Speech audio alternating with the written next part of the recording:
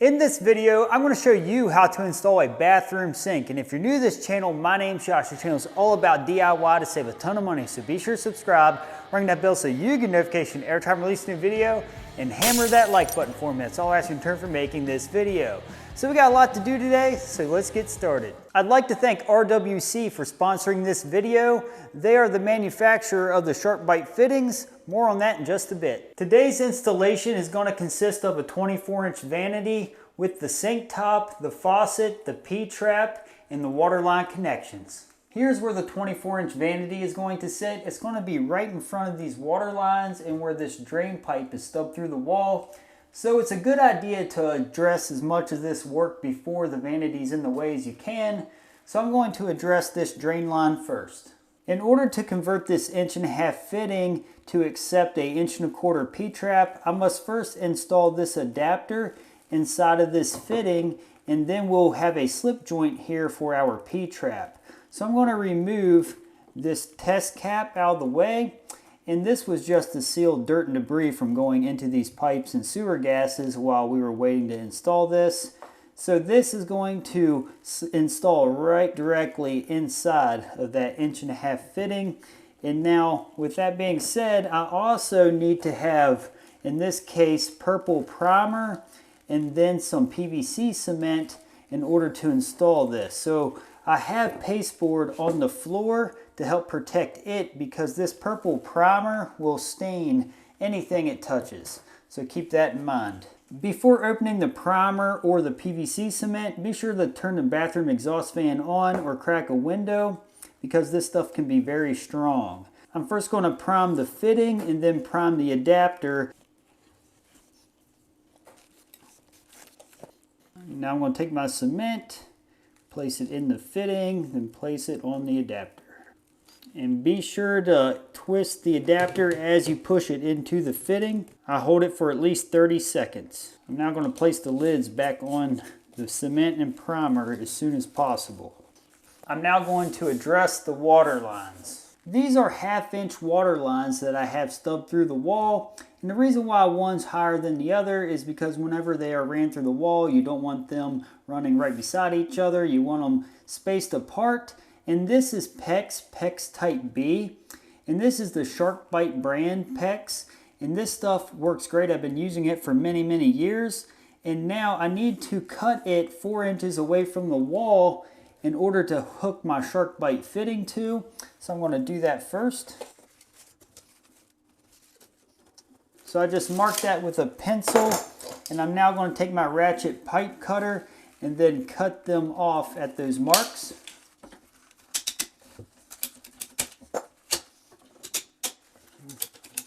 And obviously, if you're doing this in an older building that has water on already, be sure that the water is turned off. I already have my water turned off in the house to these water lines, so that's going to be something to keep in mind. I'm now going to place pipe covers over the pipes just to give them a nice look. I'm now about ready to install my SharkBite fittings. But first I want to go over some really cool details to the SharkBite Max fittings. I never thought there would be a better fitting than the original SharkBite fittings until I used the SharkBite Max fittings. With the SharkBite Max fittings, they have twice the burst pressure compared to the original SharkBite. The SharkBite Max is also easier to push on to pipes, so the push to connect feature requires less force that makes it even easier to install than the original SharkBites. They have a 25-year warranty. They connect to copper, PEX, CPVC, just like the original SharkBites. And this is something that you're going to want to have in your plumbing kit for any install to water lines. The SharkBite Max fittings are just like the original SharkBites. They don't require any special tools to install them. So I'm going to show you the difference between the SharkBite Max and the original SharkBites up close. I have the SharkBite Max and the original SharkBite here together. As you can see at first glance, they look really similar, but there are some key differences. Both of these are 3/8 to 1/2" angled stops that are quarter turn, and they both are chrome finished. But if we take a look on the inside, this is the original SharkBite. There is a PEX stiffener that is located inside of the fitting to where the SharkBite Max does not require that and is not needed. So that's something that's going to be a key difference. But other than that, you can tell the build of the SharkBite Max looks heavier and a little thicker. So the build of the original is not nearly as aggressive looking as the Max. And they both do serve as a similar purpose, but they are much different. And another difference to the Max versus the original SharkBite is the Max, whenever you're pushing it onto a 1/2 inch pipe, it needs to be pushed in a total of 1 inch or the insertion depth. And the insertion depth of the original is 15/16. So about the same, but there is a little difference there. And with 3/4 inch fittings, the 3/4 inch needs to go on 1.25 inches compared to 1 1/8 of the original SharkBite. So for this sink installation, we will be using the SharkBite Max fittings. If you'd like more information about the SharkBite Max fittings, check out their website. I'll put a link to their website in the description below. Before installing the SharkBite, I do like to make sure the pipe is clean around the area that it's going to slide onto. And I also like to measure back how far it's supposed to slide to, just to make sure we are on all the way. So I do that to both pipes. And then after that, the installation of the SharkBite is extremely easy. We have this cover on it. You can take that off or keep it on. I can take it off just to show you that option. But in order to install it, we literally just push this onto the end of the pipe. Watch how easy this is. I'm going to hold the pipe firmly and push it right on, slid on like nothing. And then I can take the cover and install it after it's slid on and then slide it right over to give it a nice decorative look. So as you can see, that connection is beautiful and it can pivot with no problem if you need to. So very simple. And I'll show you how to install the other one with the cover over it. So we're going to place it right on and we are slid on like nothing. And I will say that definitely takes less effort to push on compared to the original SharkBite. Something to note about the SharkBite fittings, whether it's the Max or the original, whenever this is turned to the right away from the supply line, that means we are off. And whenever you turn this in line with the supply line, that is when it is on. So I'm going to keep these off until we have the sink installed. Now that we got everything done behind the vanity that we could, we're going to place the vanity into place. Before we can anchor the vanity to the wall, we need to make sure it's level. So if we place the 2-foot level here on the back, as you can see, it's sitting really level right there from left to right. Now let's check from front to back. Sitting really good there. The front sitting really well. And we're sitting really well there as well. So we actually don't need shims for this one, but typically you would have to shim somewhere on the vanity around the bottom in order to level it up really well.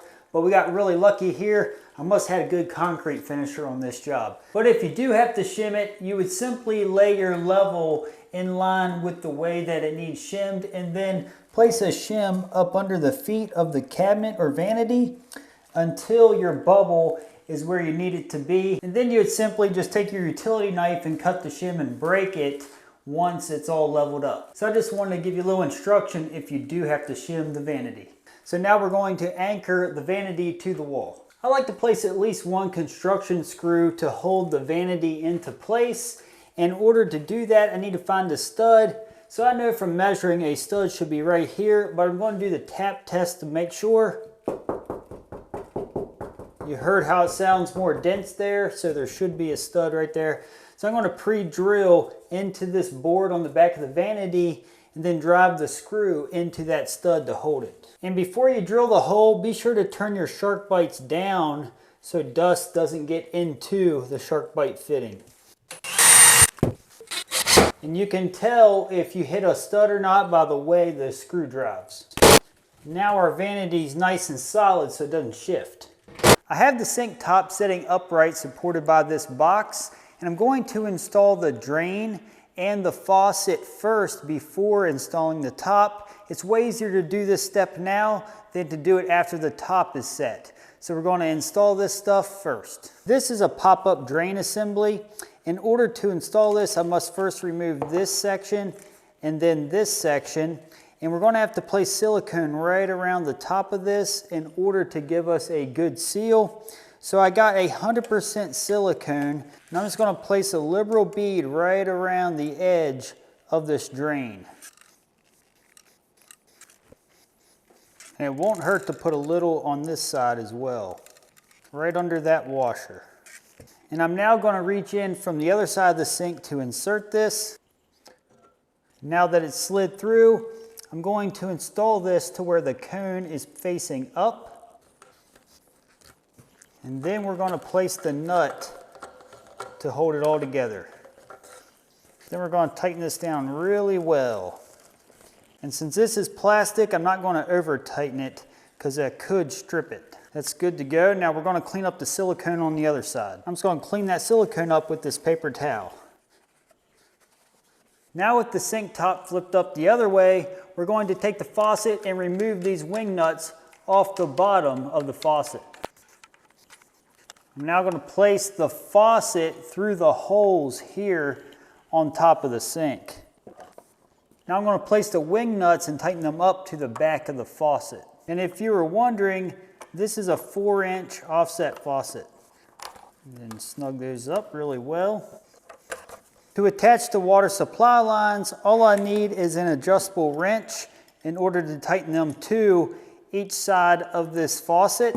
And also the red marking is for the left side to where the hot water is located, and then the red is for the right side. And just like anything else, you don't want to over tighten those. Make sure they're just really tight without damaging the threads. Now we're ready to set this on top of the vanity. We're just going to set this directly on top of the vanity, and then we're just going to center it up. Now we need to make our connections below. This is a pretty standard P-trap assembly. In order to place it together, we simply just take this nut, we're going to slide it right over this pipe. Then we're going to put the short end of this trap to it. And then we're going to just hand tighten this for now because we're going to have to adjust this once we get under the sink. So just thread it on decently. And then after you get that together, all we got to do is take this piece and this washer, and this is going to go over the pipe that's coming off the drain. From up under the sink, I'm first going to place this nut right up onto that drain pipe. And then we're going to face it to where the cone is facing down on the rubber washer or rubber ring. Then we're going to slide this up out of the way.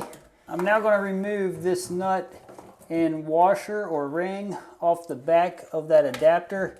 Then we're going to place this in here to see how much we need to cut off. Now that that's back in there, I need to measure the difference between this pipe coming down and this hole, and then cut that much off the pipe. And before you get your measurement, you need to make sure the orientation of this trap is right. You don't want it way over here when it needs to be right here to line up properly. I need to cut about 3.5 inches off of that. So I'm going to pull this out and cut that. So I'm going to measure 3.5, make a mark there.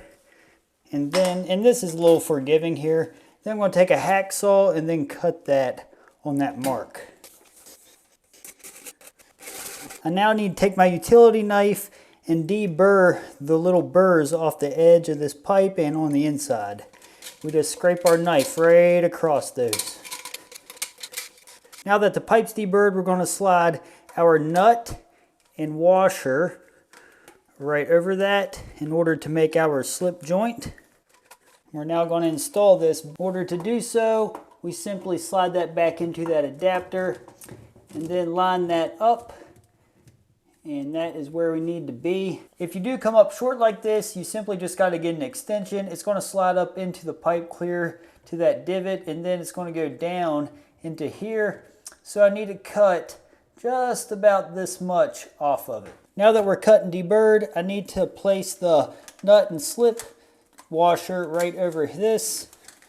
And then we're just going to place that down in here. Now that that's all together, we're just going to tighten up all of the slip joints. The drain is now complete. Now we got to remove these 3/8 nuts off of the SharkBite fittings because we're going to hook the water lines up to this 3/8 male end. And if your water lines are too long, we simply twist them around in order to line it up properly. Then we take our adjustable wrench to tighten that up. And it's always best to get 2 hands on these SharkBites to do this. Then do the same to the hot. We now made all of our connections underneath of the sink. Now we just got to do our final caulking. If you're wondering what anchors the top to the vanity, it's simply silicone that goes right around the bottom where the cabinet or the vanity meets the top. And believe it or not, that's all that holds it. And then we also need a silicone right along this top and this edge to keep it watertight at the top. I'm going to install the pulls onto the vanity. Simply just take the screw that came with the pull, place the pull right up to the door, and then thread it in from the back and tighten it up. And you use a Phillips screwdriver for most pulls. Now that we have the installation complete, we're going to turn the water on and test everything and make sure there's no leaks. I'm here in the crawl space of my house, and this is feeding the garage. As you can see, I got my SharkBite shutoff valves. I'm going to turn them on. Now we should have water going out to the garage now. Now that I got the water turned on to this garage that has this half bath, I'm going to reach under and turn the SharkBite fittings on. In order to do so, you clearly just turn this to the on position. You heard the water go in. And as of right now, we have no leaks, so let's test the drain. All right, so this is my first time turning water on out here in this building, so let's see what happens. You're going to have air coming through the lines first. So it looks like we got the cold side going well. So that's good. And there's going to be a lot of air in here. That's working well. Now let's turn the hot side on. All right, and always inspect under your sink when you first turn the water on to the trap because you can get leaks, so I'm going to inspect all that well. No leaks, looks like we're good to go. A successful installation.